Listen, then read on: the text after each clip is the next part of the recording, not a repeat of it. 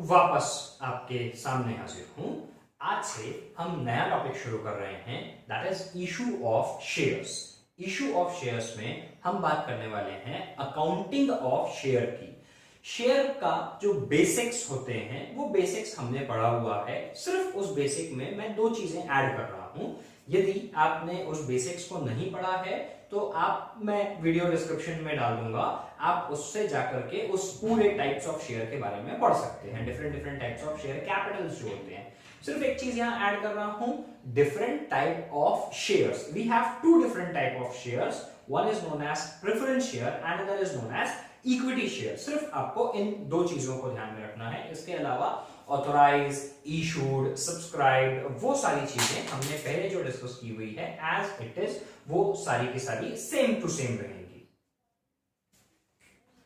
चलिए हम बात करते हैं हमारे अकाउंटिंग फॉर शेयर्स की। अकाउंटिंग फॉर शेयर्स में हमको सबसे पहले ये चीज को बहुत अच्छे से क्लियरली समझ करके रहना है। हमारे शेयर्स की अकाउंटिंग दो तरह से होती है। पहली अकाउंटिंग होती है फॉर कैश, दूसरी अकाउंटिंग होती है for other than cash. Other than cash का मतलब है जब हम शेयर्स के लिए कैश नहीं लेते हैं और कैश के बदले हम कुछ और दूसरा asset, for example building, land, plant, machinery किसी दूसरी कंपनी से जब हम खरीदते हैं तो उसे कहा जाता है अदर देन कैश। अभी हम लोग अदर देन कैश के बारे में बात नहीं करने वाले हैं। हम सबसे पहले बात करने वाले हैं हमारे इंस्टॉलमेंट्स में, यानी फॉर कैश वाले सिस्टम में। अब कैश वाले सिस्टम में दो चीजें होती है, जिसमें से पहला होता है वन टाइम पेमेंट और दूसरा होता है इंस्टॉलमेंट। दैट इज इंस्टॉलमेंट का, जैसे हम शेयर को, हमको कुछ और चीज नहीं समझनी है, शेयर को हमको थोड़ा सिंपल सा समझना है। हम जैसे कुछ सामान खरीदते हैं, shares can be traded as simple goods, so we just have to take these shares as goods. जैसे हम कुछ सामान खरीदते हैं तो सामान को खरीदने के दो तरीके होते हैं। या तो आप एक साथ में पूरा का पूरा पैसा पेमेंट कर दीजिए और सामान अपने घर ले आइए, या फिर आप उसे कुछ इंस्टॉलमेंट्स में खरीद लीजिए। सिमिलरली आपके जो शेयर्स हैं उन शेयर्स को भी सामान की तरह हम इंस्टॉलमेंट में खरीद रहे हैं, लेकिन इंस्टॉलमेंट कितना दिया जाएगा ये डिपेंड करेगा आपकी कंपनी के ऊपर। जब आपकी कंपनी अपनी शेयर्स के लिए आईपीओ का मतलब है इनिशियल पब्लिक ऑफर या अनाउंसमेंट, हम आम भाषा में उसे कह देते हैं। जब वो इनिशियल पब्लिक ऑफर निकाल रही है, अपने शेयर्स की जब डिटेलिंग दे रही है, उस वक्त उसमें उसने सारी कंडीशंस को क्लियर कर दिया है। जब वो प्रोस्पेक्टस प्रिंट करती है तब उस प्रोस्पेक्टस के अंदर उसने सारी डिटेल्स को प्रिंट कर दिया है कि कितने इंस्टॉलमेंट्स होंगे, कितने इंस्टॉलमेंट्स में कितना रुपए देना होगा, वगैरह वगैरह सारी चीजें उसमें ऑलरेडी सभी तरीके से डिटेलिंग इसमें दी हुई होती है। चलिए हम आगे बढ़ते हैं, अगले टॉपिक पर हम अपने इस वर्किंग पर आते हैं। हमारे shares for one time payment और फॉर इंस्टॉलमेंट्स, इन दो तरह से हम डील कर रहे हैं। अभी पहले हम बात करने वाले हैं इंस्टॉलमेंट्स में। जैसा हम बात कर रहे थे कि इंस्टॉलमेंट कितने होंगे, वो सामने वाला जो कंपनी है जिसने हमको शेयर बेच रहा है वो बात करेगा। इंस्टॉलमेंट्स में हमको इंपॉर्टेंट यहां पर है नाम ध्यान रखना। जैसे पहले इंस्टॉलमेंट का नाम क्या होता है? पहले इंस्टॉलमेंट का नाम होता है एप्लीकेशन, दूसरे इंस्टॉलमेंट का नाम होता है अलॉटमेंट, तीसरे इंस्टॉलमेंट का नाम होता है फर्स्ट कॉल एंड चौथे इंस्टॉलमेंट का नाम होता है सेकंड कॉल। अब इन नाम के पीछे भी कुछ कहानी छुपी हुई है, उस कहानी को हम समझते हैं, फिर हम अपनी जर्नल एंट्रीज करने में अच्छे से कंफर्टेबल हो पाएंगे।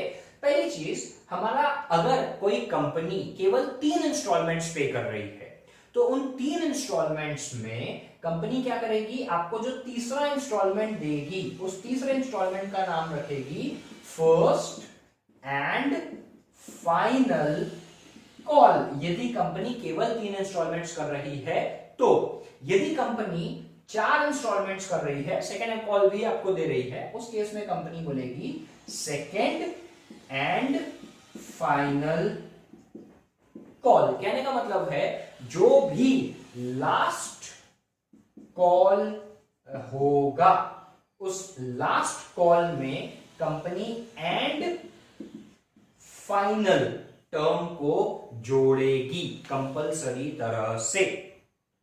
हम अब बात करते हैं इन इंस्टॉलमेंट्स की। इनका जो नाम रखा हुआ है उन नाम की कि अलग अलग ऐसे नाम क्यों रखे हुए हैं। एक बेसिक सी चीज को समझना, प्रोसेस को समझिएगा। जब आप प्रोसेस को समझेंगे तो आपकी परेशानी वहीं खत्म हो जाएगी। प्रोसेस क्या है? प्रोसेस ये है कि कंपनी ने इशू ऑफ शेयर के लिए अपना एडवर्टीजमेंट दे दिया। Now it is up to public कि वो कंपनी को एप्लीकेशन दे, कंपनी को शेयर्स के लिए अप्लाई करे। जब हमको अप्लाई करना है तो अप्लाई करने के लिए हमें एप्लीकेशन भी फिल करना पड़ेगा और एप्लीकेशन के साथ पब्लिक को कुछ ना कुछ मनी भी देनी होगी। इतनी बात आई होप सबसे अच्छे से समझ में आई होगी। क्या करना है हमको? हमको यानी पब्लिक को जब कभी भी शेयर्स के लिए अप्लाई करना है तो एप्लीकेशन और एप्लीकेशन के साथ हमको पैसे देने हैं। उस एप्लीकेशन के पैसे को सिंपली एप्लीकेशन मनी कहा जाता है। What is application money? Application money is that money which has to be given by the applicants to the company while applying for the shares of any company. That is simply known as the application money. अब उस application money को हम आगे लेकर के चलते हैं और एप्लीकेशन मनी से रिलेटेड हम अपनी जर्नल एंट्री को समझते हैं। तो एप्लीकेशन से रिलेटेड जर्नल एंट्री की जब हम बात करेंगे तो यहां जर्नल एंट्री करते समय हमें ध्यान रखना है कि जर्नल एंट्री हो रही है कंपनी की बुक्स ऑफ अकाउंट्स में। जब हम कंपनी की बुक्स ऑफ अकाउंट्स में जर्नल एंट्री कर रहे हैं और अभी हमने देखा पब्लिक ने पैसे दिए थे। जब पब्लिक ने पैसे दिए थे, कंपनी ने पैसे रिसीव किए हैं, सो वेरी कॉमन कंपनी की बुक में bank account will be debited and कहां से आ रहे हैं कंपनी के पास में वो पैसे आ रहे हैं एप्लीकेशन मनी से। ध्यान बस यहां पर एक चीज का रखना है, वो ये कि यदि हमें शेयर के पैसे मिल रहे हैं, और शेयर के पैसों का मतलब है दो तरीके के शेयर, प्रेफरेंस शेयर्स भी हो सकते हैं और इक्विटी शेयर्स भी हो सकते हैं। अगर हमें प्रेफरेंस शेयर के पैसे मिल रहे होंगे तो हम यहां लिखेंगे टू preference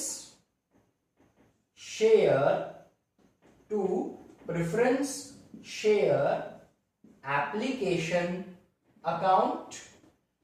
अगर हमें इक्विटी का मिल रहा होगा तो हम यहां लिखेंगे to equity share application account. अगर हमें क्वेश्चन में कुछ नहीं दिया है कि ये प्रेफरेंस है या इक्विटी है तो हम इसे सिंपली एक शेयर मान करके ही अपनी वर्किंग करेंगे। तो मैं यहां पर लिख रहा हूं to bank account will be debited and share application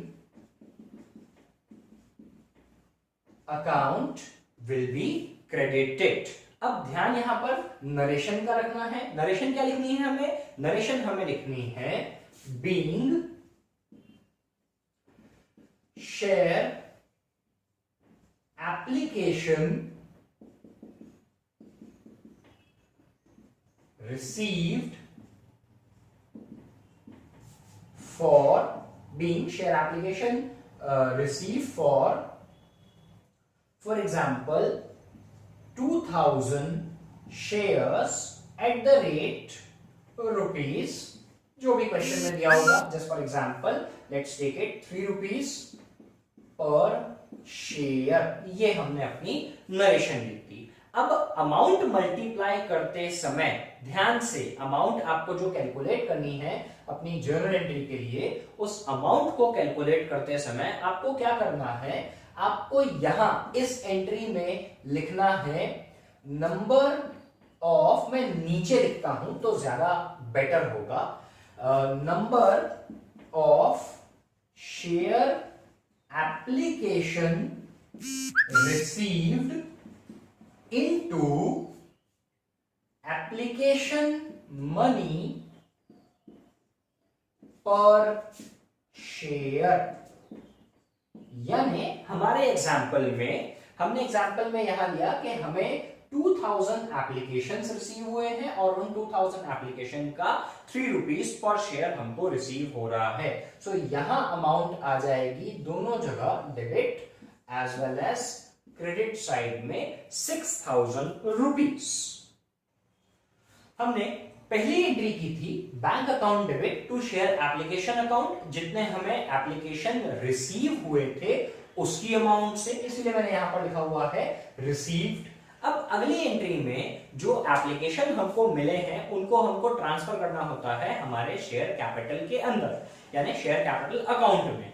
उसके लिए क्योंकि हमेशा ध्यान रखिएगा आपके share application account, share allotment account, share first call account या share second and final call account, ये जो चारों अकाउंट्स हैं, ये चारों अकाउंट्स आपके लिए एक टेम्पररी अकाउंट का काम करते हैं। These are only temporary account, इसीलिए इनको 2 जर्नल एंट्री करके क्लोज कर दिया जाता है। तो one by one in journal entries की अपन बात करते हैं। पहली एंट्री हमने की, मैं बार बार रिपीट इसलिए बोल रहा हूं ताकि आप लोगों को सारी चीजें बहुत अच्छे से याद होती चली जाएं। The first entry was bank account debit to share application account, and the second entry is share application account debit to share capital account, being share application money transfer to share capital। अब यहां पर ये वाली जो entry है, इस entry में एक छोटी सी चीज, अमाउंट कैलकुलेशन के लिए छोटी सी चीज को ध्यान रखिएगा। अमाउंट कैलकुलेशन के वक्त आपको क्या करना है? अमाउंट कैलकुलेशन के वक्त आपको बहुत क्लियरली ध्यान रखना है, यहां पर अमाउंट कैसे कैलकुलेट होगा उसकी वर्किंग हम लिख रहे हैं। अमाउंट कैसे कैलकुलेट होगा, यहां हम लिखेंगे एप्लीकेशन रिसीव्ड और shares issued whichever is lower। application received or share issued whichever is lower, दोनों में से जो कम होगा, and multiplied by application money per share। हर एक शेयर का अपन एप्लीकेशन लिखेंगे कि कितना हो रहा है। ठीक है, एक एग्जाम्पल लेते हैं जिससे ये एप्लीकेशन का वर्किंग हमको और ज्यादा बेटर तरीके से समझ में आ जाएगा। जस्ट फॉर एग्जाम्पल, एक कंपनी ने इशू किए 5000 शेयर्स ऑफ ₹10 ईच का मतलब है ये इसकी फेस वैल्यू है। ये फेस वैल्यू आपको क्वेश्चन में दी हुई नहीं होगी, मेरा मतलब है आपको क्वेश्चन में दी हुई होगी, ये टोटल वैल्यू है। हम जो इंस्टॉलमेंट्स कर रहे हैं उस इंस्टॉलमेंट को हमने अलग अलग इंस्टॉलमेंट्स को टोटल मिलाकर के जो प्राइस रखा है वो है 10 रुपए। ये 10 रुपए आपके मेमोरेंडम ऑफ एसोसिएशन में भी ऑलरेडी लिखा हुआ होता है। ठीक है, आगे अब पहला केस तो हमने दे दिया कि company issued 5000 shares of ₹10 each eight 3 rupees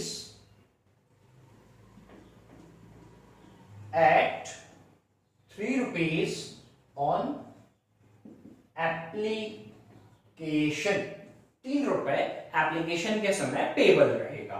ठीक है, और अब हम यहां लिख रहे हैं अपने 3 अलग अलग केसेस। केस 1 में एप्लीकेशन रिसीव्ड, हमको कितना एप्लीकेशन रिसीव हो रहा है उसको हम लिखेंगे। तो पहला हमने लिखा केस 1 में कंपनी ने इशू की थी 5000 और हमको एप्लीकेशन भी 5000 रिसीव हुए, कोई परेशानी नहीं है।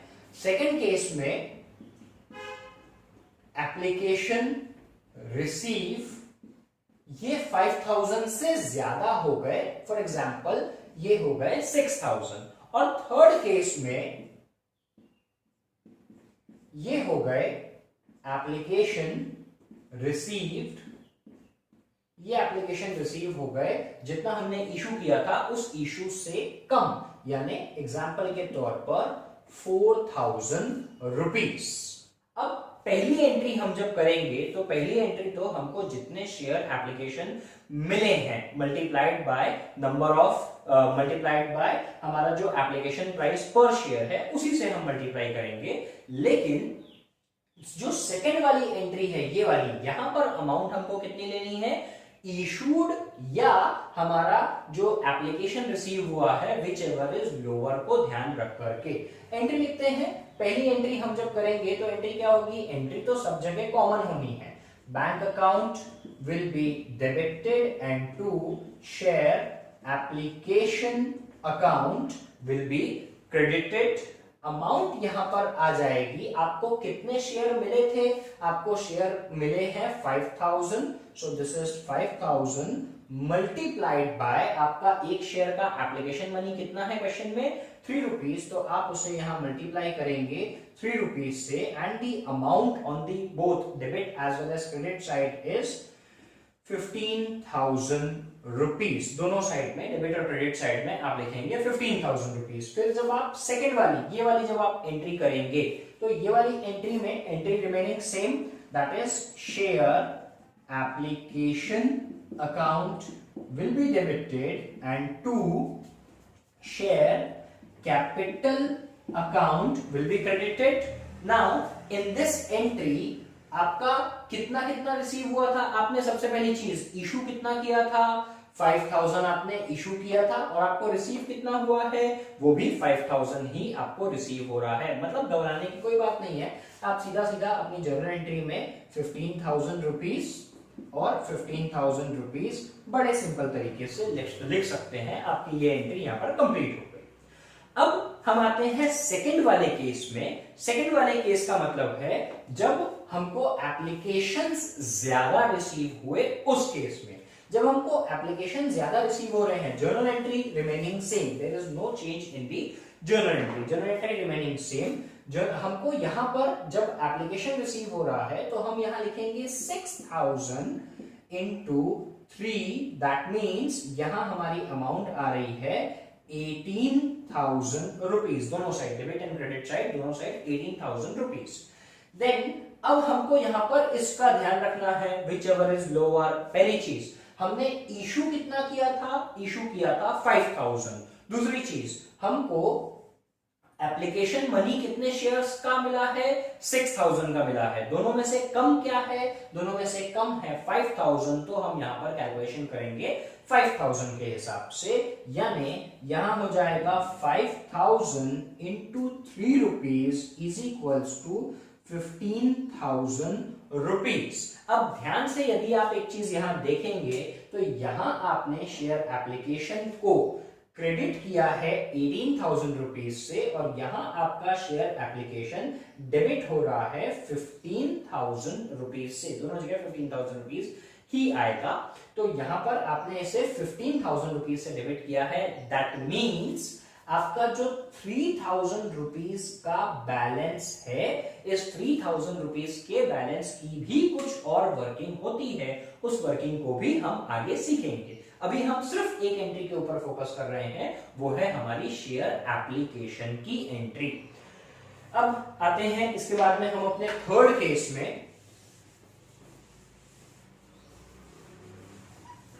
थर्ड केस में हमें एप्लीकेशन कितने मिले हैं, हमें एप्लीकेशन मिले हैं 4,000। हमने इशू कितना किया था, हमने इशू किया था 5,000, यानी पहली एंट्री में तो बिना किसी परेशानी के 4,000 into 3 rupees, that means 12,000 rupees. दोनों side debit and credit side दोनों साइड में हम अपनी अमाउंट लिख देंगे। लेकिन नीचे अब अमाउंट लिखते समय ध्यान रखना है विच एवर इज लोअर, 5,000 और 4,000 में से कम कौन सा है, कम है हमारा 4,000, तो हमें यहां पर भी अपनी एंट्री पास करनी है 4,000 इंटू 3, दैट इज 12,000 रुपीज के साथ। नरेशंस वगैरह सारी चीजें सेम टू सेम चलेगी।